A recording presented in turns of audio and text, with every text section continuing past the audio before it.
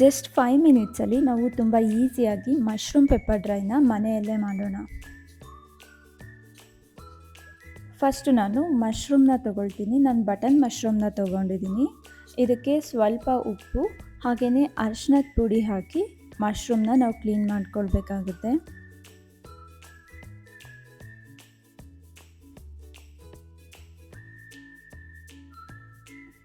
ಈ ಥರ ನೀರು ಹಾಕ್ಕೊಂಡು ಇದರಲ್ಲಿ ಒಂದ್ಸರಿ ಕ್ಲೀನ್ ಮಾಡಿಕೊಂಡು ಮತ್ತೆ 2 ಟೈಮ್ಸ್ ಬೇರೆ ವಾಟರಿಂದ ಕ್ಲೀನ್ ಮಾಡ್ಕೊಳ್ಳಿ. ಅವಾಗ ನೀಟಾಗಿ ಮಶ್ರೂಮು ಕ್ಲೀನಾಗಿರುತ್ತೆ. ನೆಕ್ಸ್ಟು ಕ್ಲೀನ್ ಮಾಡ್ಕೊಂಡಿದ್ದೆ ನಿಮಗೆ ಯಾವ ಥರ ಬೇಕು, ಯಾವ ಸೈಜಲ್ಲಿ ಬೇಕು ಆ ಥರ ಮಶ್ರೂಮ್ನ ಕಟ್ ಮಾಡ್ಕೊಳ್ಳಿ.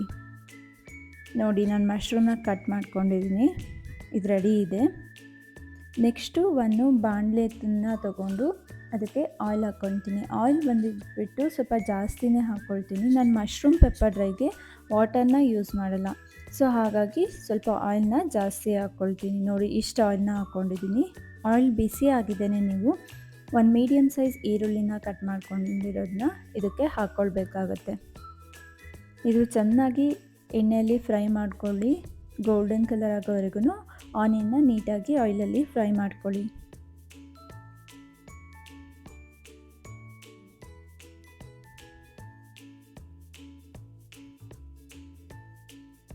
ನೆಕ್ಸ್ಟು ನೀವು ರುಚಿಗೆ ತಕ್ಕಷ್ಟು ಉಪ್ಪು ಹಾಕ್ಕೊಳ್ಳಿ. ಜಾಸ್ತಿ ಹಾಕ್ಕೊಳ್ಳೋಕೆ ಹೋಗಬೇಡಿ. ಸ್ವಲ್ಪ ನಿಮಗೆ ಆನಿಯನ್ಗೆ ಎಷ್ಟು ಬೇಕು ಅಷ್ಟು ನೋಡಿಬಿಟ್ಟು ಉಪ್ಪನ್ನ ಹಾಕ್ಕೊಳ್ಳಿ. ಇದು ಆಲ್ಮೋಸ್ಟಲ್ಲಿ ಇವಾಗ ಆನಿಯನ್ ಫ್ರೈ ಆಗಿದೆ. ನೆಕ್ಸ್ಟು ನಾನು 1/4 ಸ್ಪೂನಷ್ಟು ಜಿಂಜರ್ ಗಾರ್ಲಿಕ್ ಪೇಸ್ಟ್ನ ಹಾಕ್ಕೊಂಡಿದ್ದೀನಿ. ಇದು ಚೆನ್ನಾಗಿ ಆಯಿಲಲ್ಲಿ ಫ್ರೈ ಮಾಡ್ಕೋಬೇಕು. ಇದು ಜಿಂಜರ್ ಗಾರ್ಲಿಕ್ ಪೇಸ್ಟನ್ನು ಹಸಿ ಸ್ಮೆಲ್ ಹೋಗೋ ಥರ ನೀವು ನೀಟಾಗಿ ಆಯಿಲಲ್ಲಿ ಫ್ರೈ ಮಾಡ್ಕೊಳ್ಬೇಕಾಗತ್ತೆ.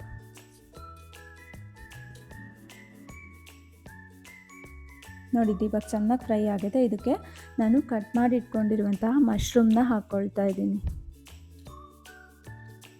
ಮಶ್ರೂಮ್ ಹಾಕ್ಕೊಂಡು ನೀವು ಈ ಥರ ನೀಟಾಗಿ ಮಿಕ್ಸ್ ಮಾಡ್ಕೊಳ್ಬೇಕು.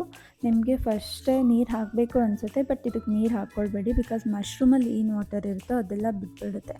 ಆಮೇಲೆ ನೀವು ಆಯಿಲ್ ಕೂಡ ಜಾಸ್ತಿ ಹಾಕಿರ್ತೀರ, ಸೊ ಹಾಗಾಗಿ ಇದಕ್ಕೆ ವಾಟರ್ ಹಾಕಿಬಿಟ್ಟು ಬೇಯಿಸ್ಕೊಳ್ಳೋ ಅವಶ್ಯಕತೆ ಇಲ್ಲ. ಆಮೇಲೆ ನೀವು ಮಶ್ರೂಮ್ಗೆ ಎಷ್ಟು ಬೇಕೋ ಅಷ್ಟು ರುಚಿಗೆ ತಕ್ಕಷ್ಟು ಉಪ್ಪನ್ನು ಹಾಕ್ಕೊಳ್ಳಿ. ಚೆನ್ನಾಗಿ ಈ ಥರ ಮಿಕ್ಸ್ ಮಾಡಿಕೊಳ್ಬೇಕು.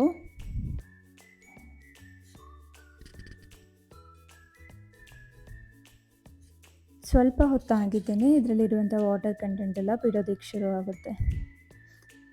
ಫಸ್ಟು ಸೀದೋಗಿರೋ ಥರ ಅಂದರೆ ತಳ ಹಿಡಿತಿದೆ ಅನಿಸುತ್ತೆ, ಬಟ್ ಆಮೇಲೆ ನಿಮಗೆ ಈ ಥರ ವಾಟರ್ ಬಿಟ್ಬಿಟ್ಟು ನೀಟಾಗಿ ಫ್ರೈ ಆಗೋದಕ್ಕೆ ಸ್ಟಾರ್ಟ್ ಆಗುತ್ತೆ.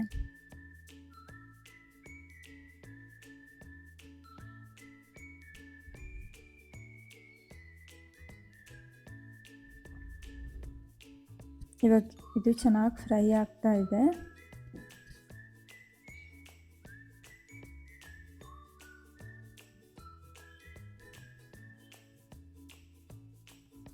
ನೆಕ್ಸ್ಟು ನೀವು ಫ್ರೈ ಆದಮೇಲೆ ಸ್ವಲ್ಪ ಕರಿಬೇವನ್ನ ಏನು ಇಟ್ಕೊಳ್ತೀರೋ ಅದನ್ನು ಹಾಕ್ಕೊಳ್ಳಿ. ನೀವು ಕರಿಬೇವನ್ನ ಫಸ್ಟೇ ಎಣ್ಣೆಗೆ ಹಾಕ್ಕೊಂಡು ಹುರಿಯೋದು ಬೇಡ. ಲಾಸ್ಟ್ ಸ್ವಲ್ಪ ಎಂಡ್ ಮೂಮೆಂಟ್ ಬಂದಾಗ ನೀವು ಕರಿಬೇವನ್ನ ಹಾಕ್ಕೊಂಡು ಬಿಸಿ ಇದಕ್ಕೆ ಫ್ರೈಗೆ ಹಾಕ್ಕೊಳ್ಬೇಕಾಗತ್ತೆ. ನೆಕ್ಸ್ಟು ನಿಮಗೆ ಎಷ್ಟು ಪೆಪ್ಪರ್ ಬೇಕೋ ಅಷ್ಟು ಪೆಪ್ಪರ್ ಹಾಕ್ಕೊಳ್ಳಿ. ಕೆಲವೊಬ್ಬರು ತುಂಬ ಜಾಸ್ತಿ ಸ್ಪೈಸಿ ತಿಂತಾರೆ. ಆ ಥರ ಇದ್ದಾಗ ನೀವು ಜಾಸ್ತಿ ಪೆಪ್ಪರ್ನ ಆ್ಯಡ್ ಮಾಡಬೇಕಾಗತ್ತೆ. ನಾನಿಲ್ಲಿ ಇದಕ್ಕೆ 1.5 ಸ್ಪೂನಷ್ಟು ಪೆಪ್ಪರ್ನ ಹಾಕ್ಕೊಂಡಿದ್ದೀನಿ. ತುಂಬ ಸ್ಪೈಸಿ ಇಲ್ಲ, ಇದು ಮೀಡಿಯಮ್ ಸ್ಪೈಸಿ ಇರೋದ್ರಿಂದ ನಾನು 1.5 ಸ್ಪೂನಷ್ಟು ಪೆಪ್ಪರ್ನ ಆ್ಯಡ್ ಮಾಡಿಕೊಂಡು ಈ ಥರ ನೀಟಾಗಿ ಫ್ರೈ ಮಾಡ್ಕೊಳ್ತಾ ಇದ್ದೀನಿ. ನೋಡಿದ್ದು ಇವಾಗ ಆಲ್ಮೋಸ್ಟ್ ಅಲ್ಲಿ ಫ್ರೈ ಆಗಿದೆ. ಈ ಥರ ಚೆನ್ನಾಗಿ ಮಾಡ್ಕೊಳ್ಳಿ. ನೆಕ್ಸ್ಟು ನೀವು ಲಾಸ್ಟಿಗೆ ಕೊತ್ತಂಬರಿ ಸೊಪ್ಪನ್ನ ಏನು ಕಟ್ ಮಾಡಿ ಇಟ್ಕೊಂಡಿರ್ತೀರೋ ಅದನ್ನು ಹಾಕ್ಕೊಂಡು ಈ ಥರ ನೀಟಾಗಿ ಮಿಕ್ಸ್ ಮಾಡ್ಕೊಳ್ಳಿ. ಪೆಪ್ಪರ್ ಏನಾದರೂ ಜಾಸ್ತಿ ಬೇಕು ಅಂದರೆ ಜಾಸ್ತಿ ಹಾಕ್ಕೊಳ್ಳಿ, ಇಲ್ಲ ಅಂದರೆ ನಾನು 1.5 ಸ್ಪೂನ್ ಹಾಕಿದ್ದೀನಿ. ಲಾಸ್ಟ್ ನಿಮಗೆ ಎಂಡ್ ಮೂಮೆಂಟಲ್ಲಿ ಸ್ವಲ್ಪ ಹುಳಿನ ಹಾಕಬೇಕಾಗುತ್ತೆ.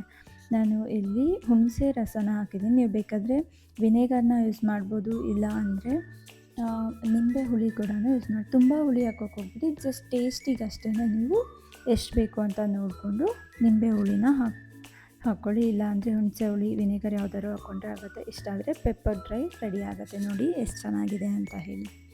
ಒಂದ್ಸರಿ ಮನೇಲಿ ಟ್ರೈ ಮಾಡಿ ನೋಡಿ. Thank you.